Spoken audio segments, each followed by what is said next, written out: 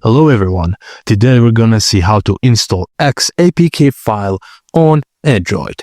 Firstly, find the app you want to download as an Xapk file from a reputable source. Avoid unknown websites. Use your phone's file manager and navigate to the downloads folder to find the Xapk file. Long press the Xapk file and select rename. Change the file extension from Xapk to .zip. Extract the zip file using the file manager or the WinRAR app. After extracting, you may find an OBB file.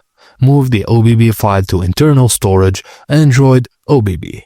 Ensure it's placed in the correct folder and open the extracted folder. Tap the APK file to begin the installation.